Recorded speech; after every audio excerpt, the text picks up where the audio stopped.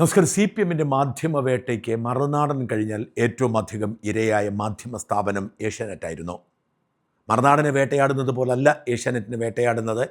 ഏഷ്യാനെറ്റിന് ചോദിക്കാനും പറയാനുമൊക്കെ ആളുണ്ട്.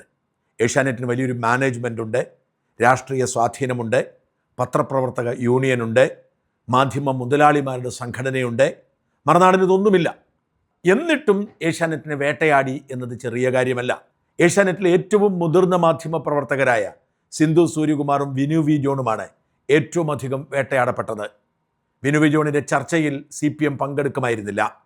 CPM-ന്റെ പ്രതിനിധികൾ ഇല്ലെങ്കിൽ വിനു വി ജോണിൻ്റെ ചർച്ച പൊളിഞ്ഞു പോകും എന്ന് ആരോ അവർക്ക് ഉപദേശം കൊടുത്തപ്പോൾ അവർ വിനു വി ജോണിനെ ബഹിഷ്കരിച്ചു. അതിന് തിരിച്ചടിയുണ്ടായത് വിനുവിനോ ഏഷ്യാനെറ്റിനോ അല്ല, CPM-നാണ്. CPM-ന്റെ ഭാഗം പറയാൻ ആരുമില്ലാത്തതുകൊണ്ട് തന്നെ വിനു വി ജോണും അദ്ദേഹത്തിൻ്റെ സഹ പാനലിസ്റ്റുകളും പറയുന്നതൊക്കെ സത്യമാണെന്ന് ജനം വിശ്വസിക്കേണ്ടി വന്നു. ചില കാര്യങ്ങളിലെങ്കിലും CPM-ന് അവരുടെ ഭാഗം പറയാനുള്ള അവസരം അവർ വേണ്ടെന്ന് വെച്ചു.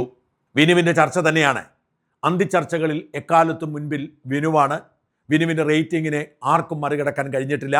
ഏഷ്യാനെറ്റിൻ്റെ റേറ്റിംഗ് പോലും 1-2 ആഴ്ചയിൽ ചില കള്ളത്തരത്തിലൂടെ മറ്റൊരു ചാനൽ ഒപ്പിച്ചെടുത്തെങ്കിലും ഏഷ്യാനെറ്റ് ഇപ്പോൾ ബഹുദൂരം മുമ്പിലെത്തി. ഏഷ്യാനെറ്റും വിനുവും മറുനാടനും ഒക്കെ പറഞ്ഞതാണ് സത്യമെന്ന് ജനത്തിന് ബോധ്യപ്പെട്ടപ്പോൾ കേവലം 34 സീറ്റിൽ ഒതുങ്ങി അവരുടെ പ്രകടനം. ഭരണത്തിൽ നിന്ന് പോയതോടെ CPM-നെ ആക്രമിക്കേണ്ട സാഹചര്യമൊന്നുമില്ല എന്ന് വിശ്വസിക്കുന്ന ആളാണ് ഞാൻ.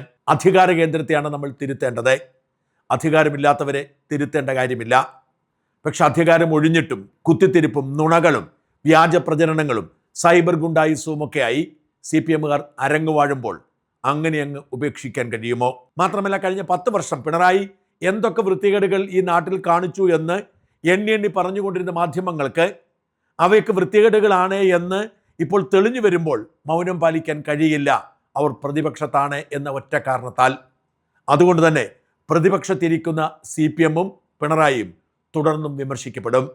വെറുതെ വിടാൻ വിനു വി ജോണിന് ഒരു ഉദ്ദേശവുമില്ല എന്ന് വ്യക്തമാക്കുന്ന ഒരു ചർച്ചയായിരുന്നു ഇന്നലത്തേത്. നമ്മൾ ഈ മാസപ്പടി കേസുമായി ബന്ധപ്പെട്ട് ഒരുപാട് കാര്യങ്ങൾ ചർച്ച ചെയ്തു. ഏതാണ്ട് 2,88,00,000 രൂപ പിണറായിയുടെ മകൾ വീണ വിജയൻ മാസപ്പടിയായി കൈപ്പറ്റി എന്നത് തെളിവ് സഹിതം നിരന്തരം ചർച്ച ചെയ്തതാണ്. കൂടാതെ 50 ലക്ഷം രൂപ ലോൺ എന്ന നിലയിലും CMRL എന്ന കളങ്കിത കമ്പനിയിൽ നിന്നും കൈപ്പറ്റി. കരിമണൽ കർത്ത എന്ന പരിസ്ഥിതിക്ക് ദോഷം ചെയ്യുന്ന മാലിന്യങ്ങൾ ഉണ്ടാക്കുന്ന ഒരു സ്ഥാപനത്തിൽ നിന്ന് നിയമവിരുദ്ധമായി സഹായങ്ങൾ കൈപ്പറ്റിക്കൊണ്ട് ജനവിരുദ്ധ നിയമവിരുദ്ധ വ്യവസായം നടത്താൻ പിണറായി അനുവദിച്ചു കൊടുത്തു എന്നതാണ് കേസിൻ്റെ കോറ്. എത്ര ന്യായീകരിച്ചു പറഞ്ഞാലും എത്ര സംരംഭക എന്ന് വിളിച്ചാലും വീണ വിജയന് അംഗീകരിക്കാൻ പാർട്ടിക്കാർക്ക് പോലും കഴിയില്ല. വീണ വിജയന് പണം കൊടുത്തത് എന്തെങ്കിലും സേവനം കൊടുത്തതിനല്ല, നേരെ മറിച്ച് പിണറായി ആനുകൂല്യങ്ങൾ ചെയ്തു കൊടുത്തതിനാണ്. എന്തായിരുന്നു പിണറായി ചെയ്തു കൊടുത്ത ആനുകൂല്യം? 2 ഘട്ടമായി അതിനെ തിരിക്കേണ്ടതുണ്ട്. ആദ്യത്തെ ഘട്ടം എന്ന് പറയുന്നത് കരിമണൽ കർത്തയ്ക്ക് ഖനനം നടത്താനും കരിമണൽ കൊണ്ടുപോകാനും ലൈസൻസ് ഉള്ള 2019 വരെയുള്ള കാലഘട്ടമാണ്.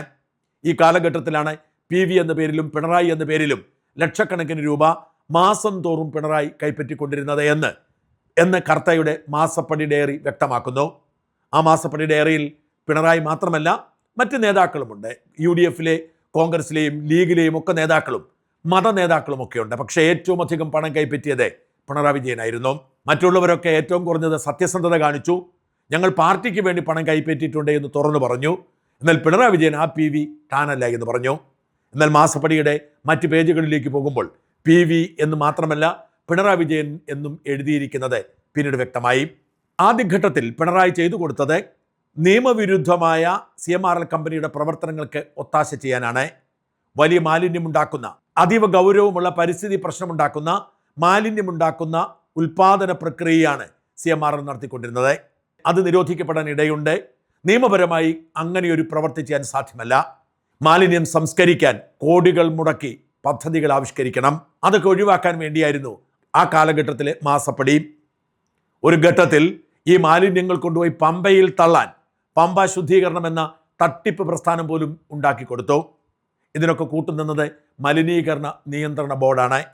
മലിനീകരണ നിയന്ത്രണ ബോർഡിലെ ഉദ്യോഗസ്ഥന്മാർക്ക്, ചെയർമാൻ അടക്കമുള്ളവർക്ക് മാറി മാറി മാസപ്പടി കൊടുത്തു എന്നത് ആ ഡയറിയിൽ വ്യക്തമായി പിന്നീട് തെളിഞ്ഞതാണ്. ഈ കാലഘട്ടമായിരുന്നു ആദ്യത്തേതെങ്കിൽ രണ്ടാമത്തെ ഘട്ടം അതിനേക്കാൾ ഞെട്ടിക്കുന്നതായിരുന്നു. 2019 സ്വകാര്യ വ്യക്തികൾക്കോ സ്വകാര്യ കമ്പനികൾക്കോ കരിമണൽ ഖനനമോ വ്യാപാരമോ നടത്താനുള്ള അനുമതി കേന്ദ്ര സർക്കാർ നിരോധിക്കുന്നു. ഉത്തരവ് പുറത്തു വന്നു. കേന്ദ്ര സർക്കാർ കത്തയച്ചു സംസ്ഥാനത്തിന്. സംസ്ഥാന വ്യവസായ വകുപ്പ് ഇത് ചീഫ് സെക്രട്ടറി ഓർമ്മിപ്പിച്ചു. പക്ഷേ 2019 മുതൽ 23 വരെ ഈ ലൈസൻസ് റദ്ദ് ചെയ്തില്ല. എന്ന് വെച്ചാൽ നിയമവിരുദ്ധമായി കരിമണൽ കർത്ത ഏതാണ്ട് 1600 കോടിയുടെ കരിമണൽ ഈ വർഷങ്ങളിൽ ഖനനം ചെയ്തു. അതിനും മാസപ്പടി കൊടുത്തു. ഇതൊക്കെ നമ്മൾ പലതവണ ചർച്ച ചെയ്തതാണ്. എന്നാൽ നമ്മൾ ചർച്ച ചെയ്യാത്ത ഒരു പുതിയ തലം കൂടി വിനു വിജോൺ ഇന്നലെ തന്നെ ചർച്ചയിലൂടെ മുമ്പോട്ട് കൊണ്ടുവന്നു. ഇന്നലത്തെ ന്യൂസ് അവറിൽ വിനു വിജോൺ നടത്തിയ ഒരു വെളിപ്പെടുത്തൽ അത് അക്ഷരാർത്ഥത്തിൽ ഞെട്ടിക്കുന്നതായിരുന്നു. അതിന് മുമ്പുള്ള സർക്കാരുകളിലും അത് VSന്റെ സർക്കാരിലടക്കം മലിനീകരണ നിയന്ത്രണ ബോർഡ് ആരോഗ്യ വകുപ്പിന്റെ കീഴിലാണ്. VS അച്യുതാനന്ദൻ മുഖ്യമന്ത്രിയായിരിക്കുമ്പോൾ ആരോഗ്യമന്ത്രി PK ശ്രീമതിയാണ് മലിനീകരണ നിയന്ത്രണ ബോർഡിന്റെയും ചുമതല വഹിച്ചിരുന്നത്. 2016 പിണറായി വിജയൻ മുഖ്യമന്ത്രിയാകുമ്പോഴും അന്നത്തെ ആരോഗ്യമന്ത്രി KK ശൈലജയ്ക്കായിരുന്നു മലിനീകരണ നിയന്ത്രണ ബോർഡിന്റെ ചുമതല. ഏതാനും മാസങ്ങൾക്കകം ആ ചുമതല മുഖ്യമന്ത്രി ഏറ്റെടുക്കുന്നു. മലിനീകരണ നിയന്ത്രണ ബോർഡിന്റെ അഭിഭാഷകനായി സ്റ്റാൻഡിംഗ് കൗൺസിലായി ഹൈക്കോടതിയിൽ നവീൻ എന്ന ഒരാൾ എത്തുന്നു. ആ നവീൻ പിണറായി വിജയന്റെ ഭാര്യ കമലയുടെ സഹോദരിയുടെ മകനാണ്, സ്വന്തം സഹോദരിയുടെ മകൻ.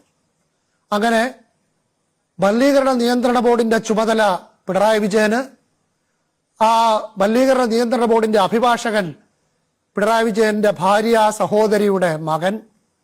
ഈ മലിനീകരണ നിയന്ത്രണ ബോർഡിന്റെ ക്ലിയറൻസ് നിരന്തരം ആവശ്യമുള്ള, മലിനീകരണ നിയന്ത്രണ ബോർഡിന്റെ കരിമ്പട്ടികയിൽ തന്നെ പെടുത്താവുന്ന ഒരു കമ്പനി CMRL.